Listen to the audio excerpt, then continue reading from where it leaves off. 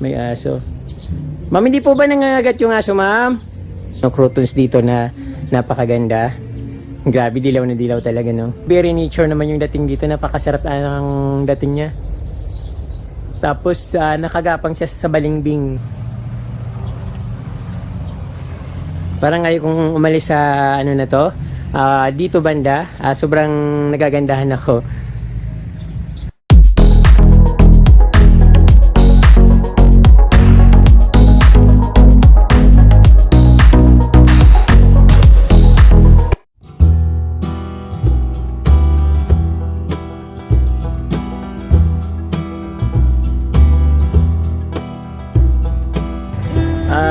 Hello mga ka-Promdi, magandang araw sa inyong lahat. Nandito ako sa Barangay San Antonio, Tigawon, Camarines Sur. Matagal ko na itong dinadaan-daan itong garden na to. Every time na dadaan ako dito ay tumitigil ako. Kaya lang, palaging walang tao. Pero talagang hindi na makatiis. Kasi gustong-gusto ko itong garden na ito. Since ano po, mga a year ago, nandito yung friend ko. Then, yung labas ng gate nito, ay labas ng kanilang compound, maraming croutons na magaganda. Kaya every time na dadaan kami dito, tumitigil ako. Tapos, binabantayan namin kung may lalabas sa tao para hingi sana kami ng crouton. Kaya lang, walang lumalabas. So, ito ngayon ko from kumatok na ako. Kaya ako natutuwa kasi, yun, nandito na ako sa garden na yung palagi kong tinitingnan. So, ito ka from gusto kong ipakita sa inyo ito dahil napakaganda ng kanilang mga croutons, mga halaman. Katulad ng iba na very cozy rin yung kanyang plant seating dito at maganda siyang tingnan. Simple lang at ayun, siguradong magugustuhan niyo to.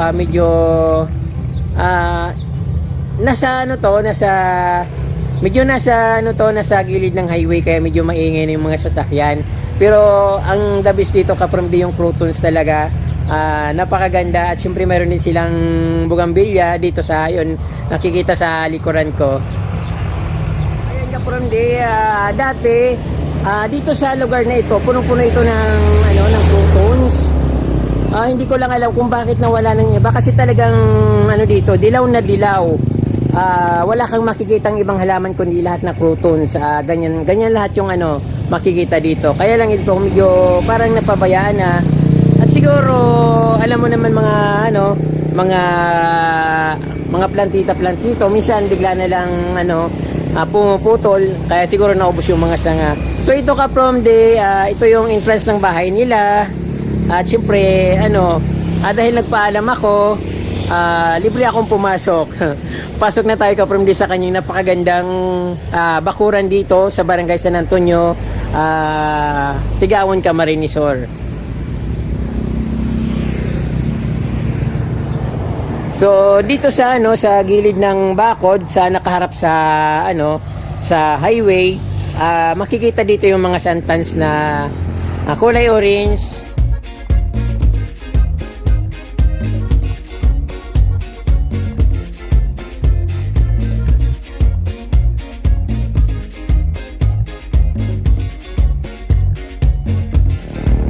Puro bulaklakin at mayroon din siyang ito nga ka-Promdi yung mga croutons yung nakikita ko dito. Ayun. Tea plant na parang napabayaan na nga siguro to kasi nakahiga na yung katawan niya pero nagsanga-sanga siya dahil sa nakahiga siya, sumanga siya paitaas. So pinutol niya yung pinakadulo. Then ito, di ba ka-Promdi, para siyang ilaw. Talaga naman na napakakulay. Tapos maraming paru-paro na dumadaan.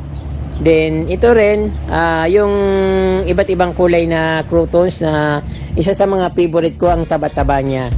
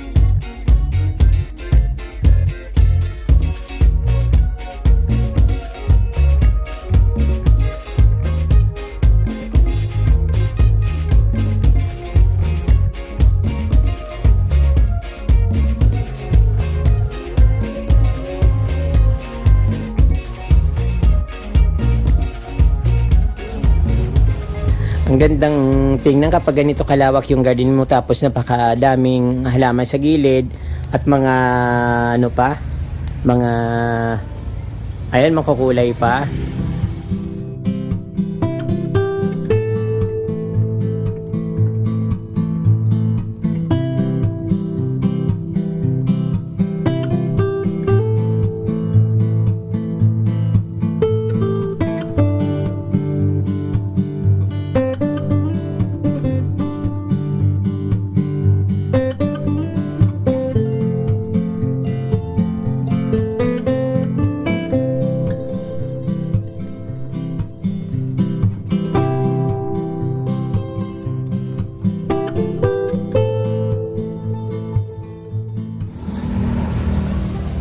At dito naman sa bandang ito sa tabi, parang ito yata yung ano, parang stargazer yata to, or ano, daffodils or something, ground orchid.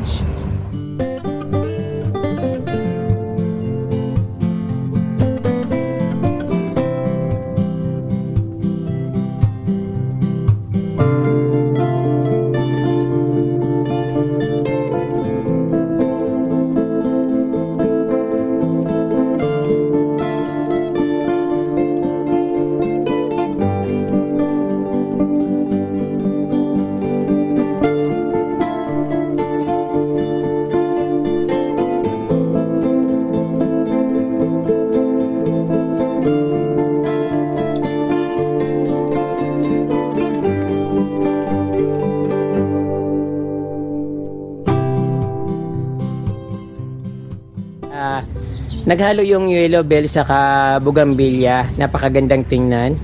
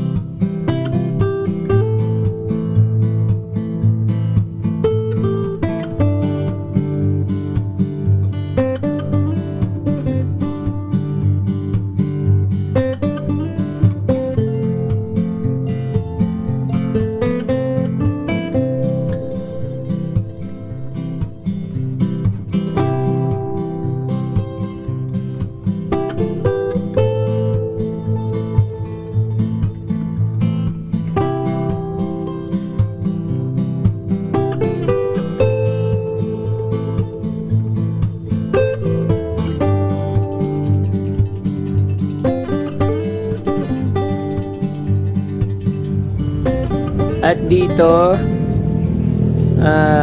napakalawak ng garden dito sa likod, pero siguro parang hindi na masyadong nasikaso. Maganda pa rin at napakaaliwalas pa rin ang dating niya. Dito naman sa medyo malayo na maraming ano dito, parang mga prutas at begonia, citronella, begonia, tapos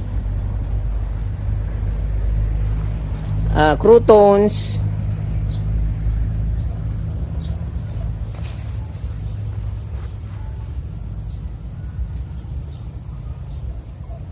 mga kawayan, tapos anahaw.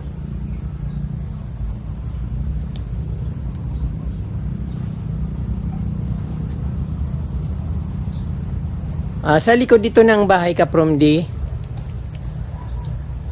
makikita rin dito yung mga, yung pinapagapang ng mga karamihan sa ano, malalaking garden, yung may mga umuugat na ano, umuugat na baging. Ayun, napakadaming ugat. So sa amin banda sa Lagunoy, maraming ganyan sa tabing ilog, pero wala namang pumapansin. Ayun, napakaganda, very nature naman yung dating dito, napakasarap ang dating niya. Tapos nakagapang siya sa Balimbing.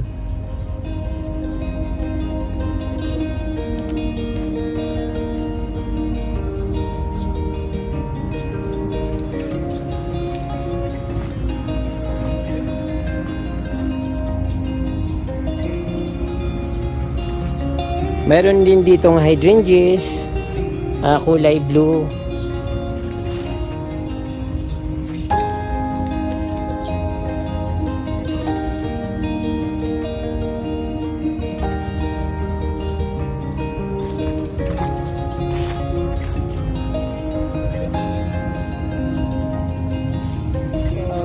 Isa rin to sa pinakamahal na halaman sa atin sa Pilipinas. Mahirap patubo yata nito.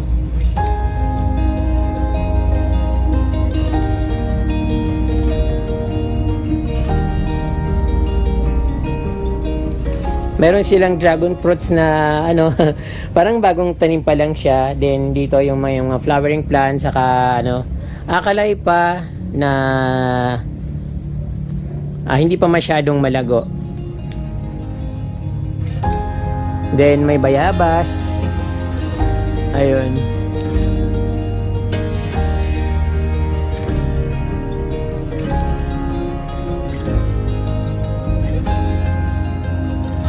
Pinaka the best part ng garden ni Ma'am dito sa San Antonio, Tigawon ay yung ditong napakaganda na crotons. Parang maladagat na croton yung nandito. Napakagandang tingnan sa ibabaw niya. Super colorful talaga at napakaganda.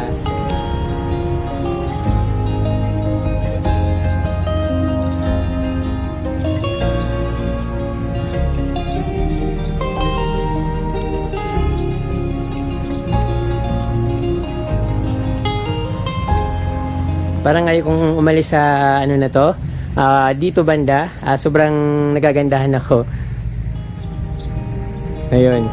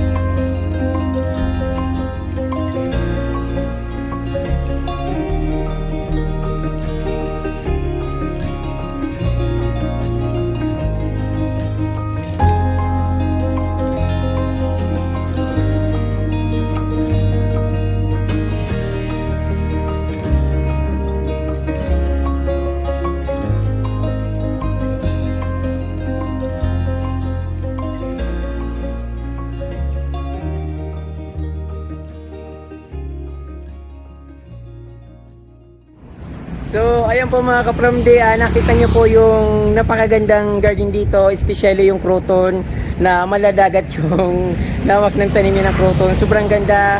Nasisilaw ko sa napakaganda niyang kulay na yellow.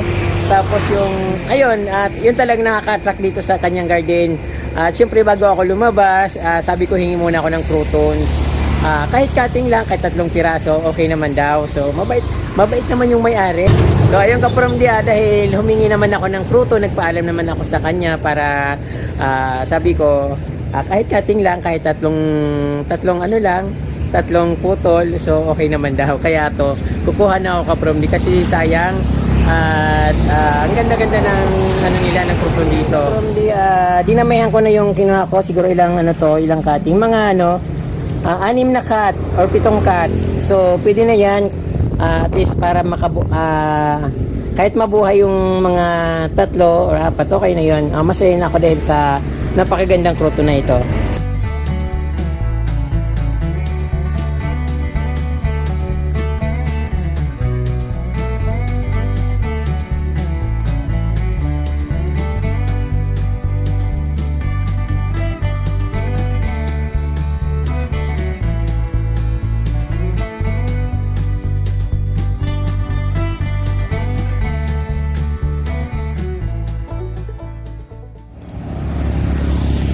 Sobrang ganda talaga ng mga kruto nila.